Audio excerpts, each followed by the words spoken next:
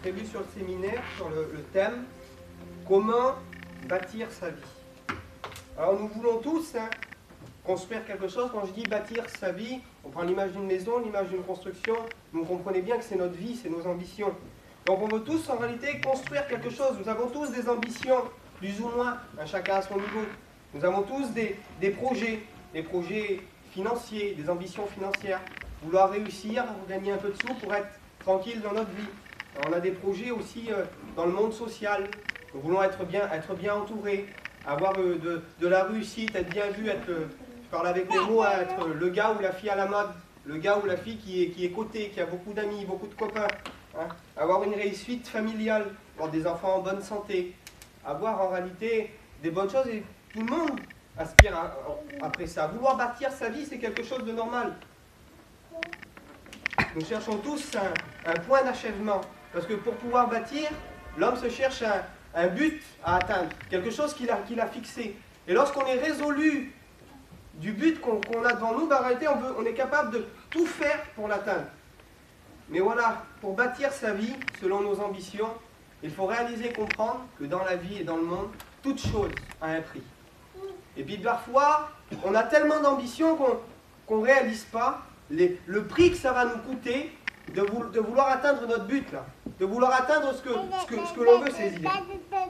Et Jésus, dans l'évangile de Luc, chapitre 14, au verset 28, il va dire ces paroles. « Car lequel de vous, s'il veut bâtir une tour, ne s'assit d'abord pour calculer la dépense et voir s'il a de quoi la terminer. » On pourrait traduire aussi comme ça. « Quel homme ou quelle femme, s'il veut bâtir une tour, ne s'assit d'abord pour calculer la dépense et pour voir s'il y a assez. » Vous savez, il y en a, ils veulent construire simplement des petits chalets, des petites maisons, mais il y en a d'autres, ils veulent construire des tours. Alors la tour, en réalité, c'est quelque chose d'élevé, ça représente une sécurité. Et il faut savoir, replaçons le texte dans son contexte, c'est qu'à une certaine époque, il y avait beaucoup d'animaux sauvages, c'était pas comme aujourd'hui. Et les gens, pour se mettre à l'abri, ou pour voir les ennemis arriver, pour voir ce qui se passait au loin, mais c'était des tours qui bâtissaient. Une tour, c'était la chose la plus sécurisée qu'on pouvait faire. C'était le point d'ancrage le plus sécurisé qu'on pouvait avoir. Lorsqu'il y avait une citadelle avec des tours, que les gardes ils étaient en haut, ils voyaient à des kilomètres le danger qui arrivait. Et nous, on veut parfois avoir une tour, au point de vue financier, on veut être dans une tour. On veut gagner plein de sous pour voir le besoin arriver. Si des fois ça va pas trop mal, on peut le voir arriver de loin. On veut être dans une tour par rapport peut-être aussi aux gens parfois qui nous entourent, on veut être bien coté. Je crois que c'est Napoléon qui a dit ça. Passe dans le malheur et compte tes amis sur une main. Alors nous, on veut être entouré, on se fait plein de copains, plein de copines, on veut bâtir une tour, on veut être bien vu. Mais en réalité, les hommes, trop souvent de fois, nous déçoivent. Alors on a des ambitions, et on cherche tous à avoir une sécurité financière, une sécurité familiale, une sécurité sociale. Et pour atteindre notre objectif, l'homme est prêt à tous les sacrifices. Parfois, on ne calcule pas la dépense pour atteindre nos objectifs, on se livre à fond dans notre vie, là, sans réaliser les conséquences que cela peut avoir. Les conséquences que cela peut avoir sur nos enfants. Les conséquences que ça peut avoir sur notre entourage. Les conséquences que ça peut avoir sur le pauvre monsieur que tu vois passer dans la rue, là, et que tu ne connais pas. Pour nos ambitions, on est capable de détruire en réalité les gens qui sont autour de nous. Vous connaissez l'effet papillon. L'effet papillon, c'est un battement d'aile d'un papillon, selon la théorie, peut provoquer un ouragan à 2 ou 3 000 km plus loin. C'est que chaque chose que nous faisons a des conséquences. Et j'aimerais te faire rentrer dans cette réalité, vouloir bâtir notre vie avec les ambitions du monde, sans regarder ce qu'il y a autour de nous, sans se soucier de Dieu, sans se soucier en réalité des choses qui sont parfois nécessaires. Ça a une conséquence dans ta vie, ça a une conséquence dans la vie de tes enfants, ça a une conséquence dans la vie du monsieur qui passe à côté de toi. Quand quelqu'un fait le mal, quand quelqu'un pratique volontairement le mal, ça a une conséquence premièrement sur lui-même, mais sur tous les gens en réalité qui sont autour de lui. Et c'est d'ailleurs pour ça, par rapport aux ambitions des hommes, que l'on voit qu'il y a tant de guerres, que l'on voit qu'il y a tant de famines. Parce que l'homme pourrait être toujours plus riche.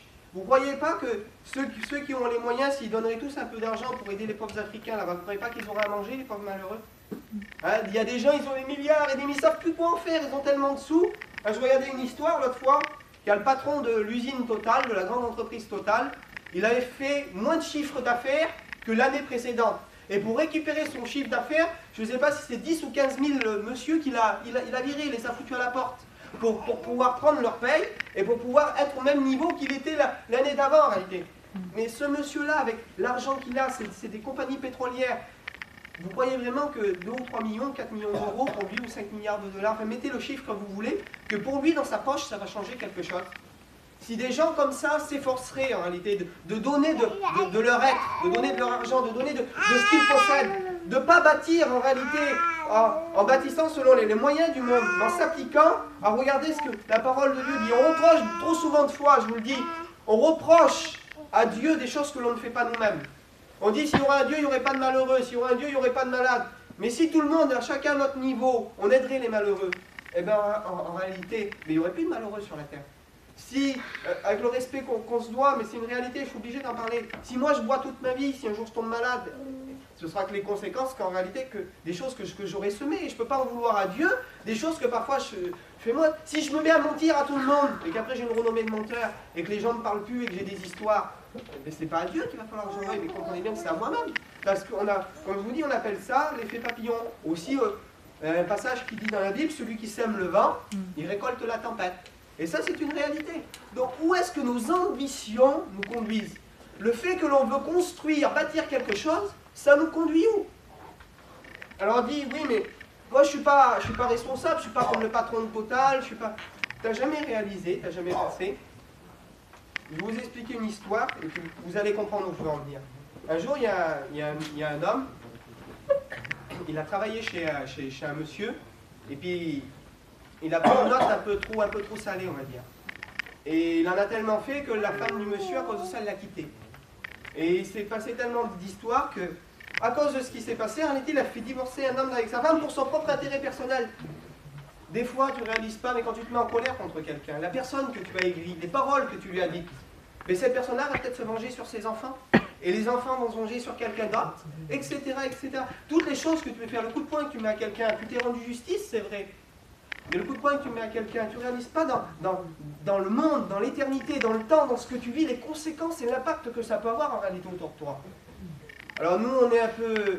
ça peut nous faire rire parce que nous, on est égocentrique, on pense qu'à nous, on pense qu'à notre vie, on pense qu'à notre confort, on pense qu'à notre bien-être, on pense qu'à notre quotidien. Et comme je vous dis, la Bible dit que celui qui sème le vent, eh bien, il récoltera la tempête.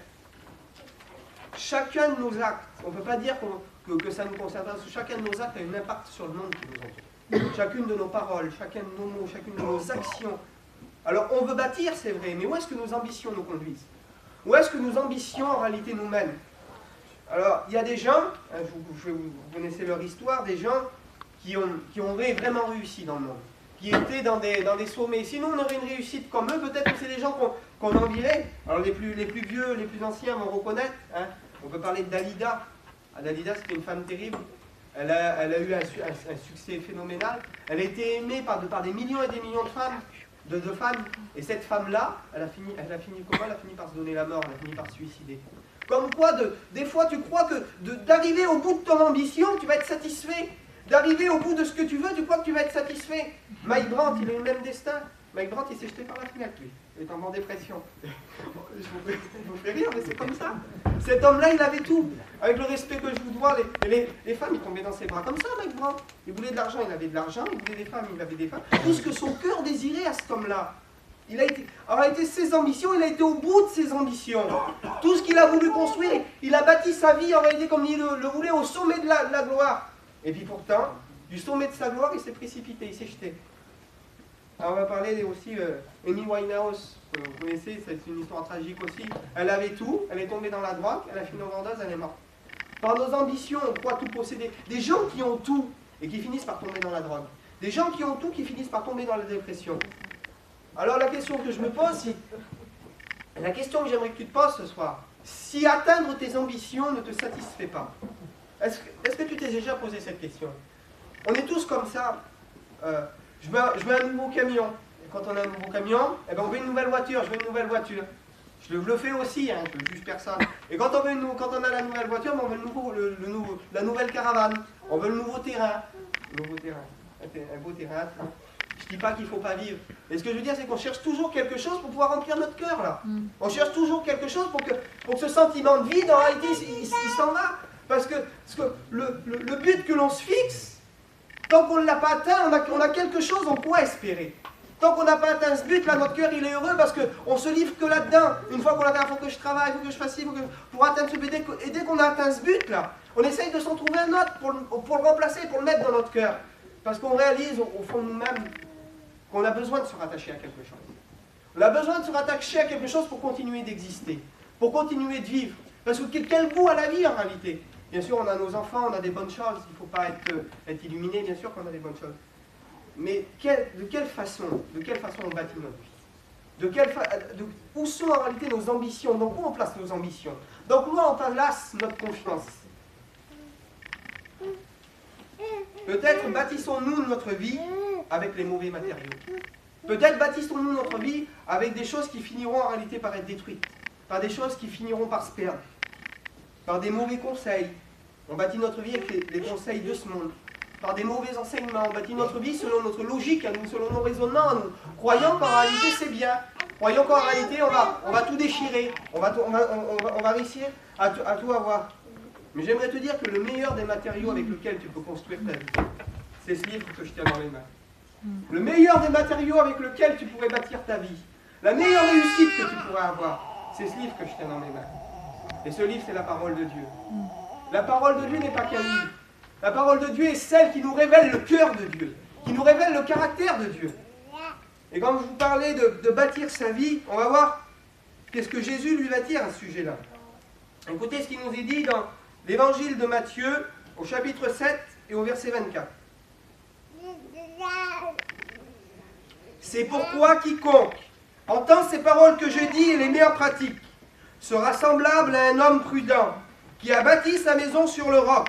La pluie est tombée, le torrent sont venus et les vents ont soufflé. Et ils se sont jetés contre cette maison, mais elle n'est pas tombée parce qu'elle était fondée sur le roc. Mais quiconque entend ces paroles que je dis et ne les met pas en pratique sera semblable à un homme insensé qui a bâti sa maison sur le sable. La pluie a tombé, le torrent est venu et les vents ont soufflé et ont battu cette maison. Et elle est tombée et la ruine de cette maison a été grande. Nous avons le même passage qui est relaté d'une façon différente dans l'évangile de Luc, chapitre 6, verset 46. Pourquoi m'appelez-vous Seigneur et ne faites-vous donc pas ce que je dis? Je vous montrerai à quoi est semblable tout homme qui vient à moi et qui entend mes paroles et qui les met en pratique. Il est semblable à un homme qui bâtissait une maison, a creusé profondément et a posé son fondement sur le roc. Une inondation est venue, le torrent s'est jeté contre cette maison sans pouvoir l'ébranler parce qu'elle était fondée sur le roc et parce qu'elle était bien bâtie. Mais celui qui entend mes paroles et ne les met pas en pratique est semblable à un homme insensé qui a bâti sa maison sur la terre sans fondement. Le torrent s'est jeté contre elle et aussitôt elle est tombée et la ruine de cette maison a été grande. Pour comprendre cette histoire, il faut comprendre le contexte. Il dit « quiconque entend ». Donc ces personnes-là, ils entendent, il n'y a pas de problème. C'est des personnes qui entendent la Bible, qui s'intéressent à Dieu, ils entendent, il n'y a pas de problème. Celui qui entend et qui met en pratique. Il y a deux catégories de personnes. Il y a celui qui entend et qui met en pratique, et il y a celui qui entend et qui ne met pas en pratique. Jésus va dire ces paroles à la fin de son discours donc, sur le mont des béatitudes. Et dans le discours du mont des béatitudes, il y a une majorité d'enseignements de Jésus, où il dit qu'il faut aimer ses ennemis, qu'il faut faire du bien à ceux qui nous persécutent, qu'il faut pardonner, qu'il faut servir Dieu, qu'il faut s'intéresser à Dieu. Il y a la majorité de son enseignement. Et à la fin de son enseignement, Jésus dresse tout de suite le tableau. Il dit, celui qui mettra en pratique les choses que je dis, il est semblable à un homme qui aura bâti sa maison sur le roc. Alors pourquoi Jésus prend cet exemple? Il faut savoir qu'en Israël, les maisons ne se bâtissent pas comme nous on les bâtit ici. Il y avait quelque chose à l'époque. En Israël, il faut tenir compte du climat. En Israël, ils n'ont qu'une saison des pluies. La pluie tombe pendant quelques mois, ils attendent la pluie avec impatience. Une fois que la saison des pluies est passée, eh bien, il n'y a plus de pluie pour quasiment toute l'année, et c'est la sécheresse. Mais ce qu'il y avait, c'est que quand cette pluie tombait fort, elle créait des espèces de torrents de boue. Et en Israël, c'est du sable mélangé avec de la boue et mélangé avec de la roche. Et quand ce sable-là se mélangeait avec la boue, on retrouvait des épaisseurs parfois de 20, 30 ou 40 cm. Et il y a des gens qui bâtissaient leur maison à même le sol, c'est-à-dire ils ne voulaient pas creuser pour savoir ce qu'il y avait en dessous. Parce que ce mélange de sable, de pierre et de boue, il est tellement dur à enlever que les gens ne se tracassaient pas en réalité de la façon dont ils allaient construire. Et il y en a d'autres qui prenaient le temps. qui se mettait en réalité à creuser, creuser. Et creuser en réalité c'est chercher dans la parole de Dieu des bonnes choses. C'est chercher à comprendre ce que Dieu attend de nous, c'est ça creuser. Il y a des gens, ils ne se soucient pas de Dieu. Alors ils bâtissent comme ça, eux, ils ne veulent pas creuser. Ils ont de l'ambition, ils bâtissent sur leur vie à même le sol, sans se tracasser ou sans essayer de comprendre que Dieu a de bonnes choses pour eux, sans essayer de creuser, sans essayer de chercher. La réalité, c'est que la pluie qui vient en Israël, pour eux c'est une bénédiction. Parce que comme c'est la saison des pluies, et que si la pluie ne tombe pas, il n'y a pas de fleurs, il n'y a pas de fruits, il n'y a rien du tout, ils attendent la pluie comme une bénédiction. Mais pour ces personnes-là, qui bâtissaient à même le sol, ce qui était censé pour tout le monde être une bénédiction, pour ces personnes-là, du jour au lendemain, quand le torrent de boue se créait et qui venait contre leur maison, ça devenait une malédiction en réalité. Et la pluie, dans la parole de Dieu, nous représente l'enseignement de Dieu, nous représente la Bible. J'aimerais te dire que pour toi aujourd'hui, la Bible elle peut être une bénédiction. Que la parole de Dieu, ça peut être comme cette pluie-là qui peut faire grandir des bonnes choses en toi, qui peut faire fructifier, comme il se passe au pays d'Israël, qui peut faire sortir des bonnes choses. Mais le jour du jugement, Dieu dit qu'il se servira de cette même parole pour condamner les hommes qui n'auront pas voulu écouter. Pour condamner les hommes qui ne se seront pas intéressés à Dieu. Donc celui qui juge, ce n'est pas moi. Moi, vous ne me devez rien. Et si je ne vous dirai pas la vérité ce soir telle qu'elle est, et je serai redevable envers Dieu de ne pas vous avoir averti. De ne pas vous avoir dit les choses en réalité telles qu'elles sont. Alors ce qui est censé être une bénédiction pour les uns, lorsque la pluie tombait, alors les autres ils étaient contents, la pluie est tombée, la bénédiction est là. Mais quand ça se transformait en torrent de boue, la chose qui était censée être une bénédiction pour les uns est devenue une malédiction pour les autres. Quand tu comparaîtras devant Dieu, est-ce que la Bible aura été une bénédiction pour toi ou est-ce qu'elle deviendra une malédiction? Est-ce que Dieu te dira, tu t'es efforcé de mettre en pratique ce qui était écrit, tu t'es efforcé de me chercher, tu t'es efforcé en réalité de me parler, d'avoir un contact avec moi, d'avoir une rencontre avec moi? Ou est-ce que la parole de Dieu viendra devant toi là comme ce torrent d'eau et de boue et qui viendra emporter ta vie et ta maison où Dieu te dira, t'as pas fait ce qu'il faut? Tu as été aux réunions, tu as écouté, hein, on relit, il dit l'homme qui écoute, c'est une chose, et qui mettra en pratique sera semblable à un homme prudent. Alors ce soir, tu veux être quoi? Pose-toi la question et je me la pose aussi. On veut être quoi? Est-ce qu'on veut être les hommes ou les femmes prudents, prudentes, qui creusent, qui cherchent, qui veulent s'intéresser à Dieu, qui veulent essayer de changer, qui veulent essayer, comme on dit, de mettre un peu d'eau dans son vin, qui veulent essayer de s'approcher de Dieu?